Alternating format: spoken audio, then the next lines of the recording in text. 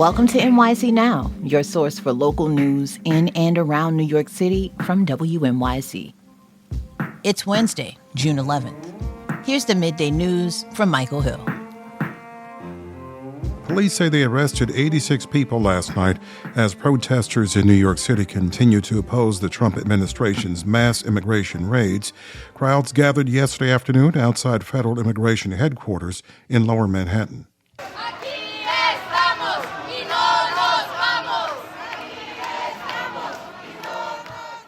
They're chanting, "We're here and we're not leaving, and if they kick us out, we'll return." Protesters also criticized President Trump's decision to call in the National Guard in response to the demonstrators in Los Angeles. Police last night say they issued 52 criminal court summonses and charged another 34 with crimes. New Jersey voters have spoken and selected their Democratic and Republican nominees for governor. Congressmember Mikie Sherrill won the Democratic primary, and former state lawmaker Jack Ciattarelli won the Republican primary. Voter James Cox of Jersey City said he was looking for a candidate who's a vocal critic of President Trump. I'm dissatisfied with the Trump administration, so anybody who's willing to oppose his administration, I'm for. In her victory speech last night, Congressmember Sherrill says she will stand up to MAGA Republicans if she is chosen to become the next governor of New Jersey. Trump endorsed Ciattarelli in the final months of the primary. The general election is November 4th. 80 and sunny right now, on our way to a very warm day. Sunny and 83 for a high with a calm wind. Watch out for that widespread haze late this afternoon and into the evening. And then tomorrow, sunny and even warmer. The upper 80s for high temperatures. Stick around. There's more to come. NYC.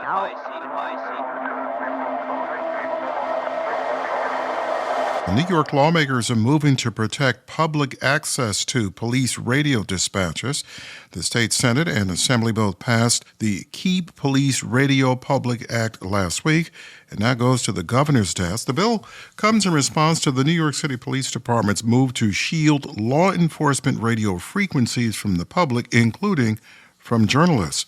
New York State Senate Deputy Majority Leader Michael Gianaris of Queens sponsored the bill and helped pass it in the Senate. He joins us now.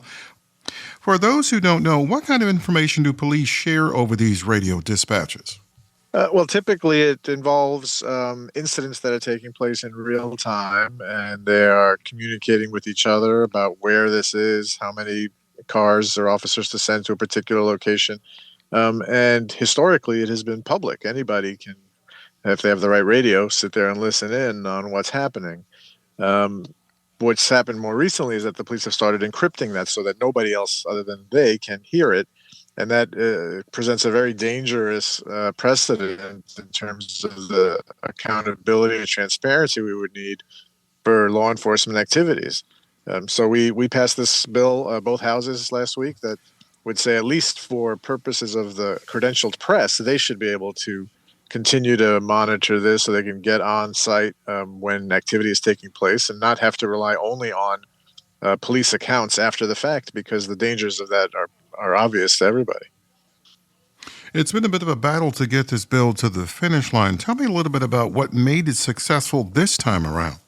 Well, I think it just was a matter of educating our colleagues and the prevalence of the encryption. It started with the NYPD. Nassau now also does it, and other counties throughout the state have been increasingly using this. I don't think it's lost on anyone that the types of law enforcement that the federal government is engaging in are increasingly scary and dangerous to our democracy. And so the idea that law enforcement can operate in secret, even though this would apply to local law enforcement, but to the extent they're being cooperative with federal agency, allowing them to operate in secret presents an ever-increasing danger to the public. And the fact that they are trying hard to keep the public and the press away from learning this information in real time is a scary thing. The NYPD told us in a statement, encrypting police radio communications is necessary for both the safety of law enforcement and protecting the privacy interests of victims and witnesses. Is that concern addressed by the final legislation you and your colleagues have passed? Well, first of all, that's nonsense, because police radios have been publicly accessible for decades without incident. And so all of a sudden there's this hypothetical concern they have. I think more likely they're just trying to keep their activities in secret. But to answer your question, initially the bill provided full public access the way it has always been. We ended up limiting it to credentialed press and emergency response vehicles to try and address this notion that anybody anywhere can listen in. I personally think there's nothing wrong with that either, but at least to address those concerns, we've kept it for now to members of the credentialed press and emergency response vehicles. Senator, I have to push back a little bit here. You don't think some well-organized criminal or criminal enterprise out there is also listening to police communications on some of these publicly accessible airwaves and making some decisions about what they're going to do and how to respond? Well, what I would say to you is, why hasn't that ever happened? This is a classic case of if it ain't broke, let's break it. There's nothing wrong with the way that the police were communicating with each other. There's nothing wrong with the public access to that communication. This had never been a problem in the many decades that police radios have been publicly accessible. And so now there's this hypothetical concern, not based on evidence, not based on any incidents. And so we had a system that was working and everyone was happy with and wasn't creating any problems. And yet the police have now decided they want to operate away from that and in a way that nobody but them can know what's actually happening. Does Governor Hochul support this? Is she going to sign this into law? Do you have any insight into where she stands on this? Yeah, we pass hundreds of bills per day because we're wrapping up our legislative session. So I'm sure she will do her due diligence and speak to all of us and interested parties and make her own decision. But I'm hopeful she'll be supportive. Senator, thank you so much for your time. All right. Thanks so much, Michael. Thanks for listening. This is NYC Now from WNYC. Check us out for updates every weekday, 3 times a day for the latest news headlines and occasional deep dives. And subscribe wherever you get your podcasts.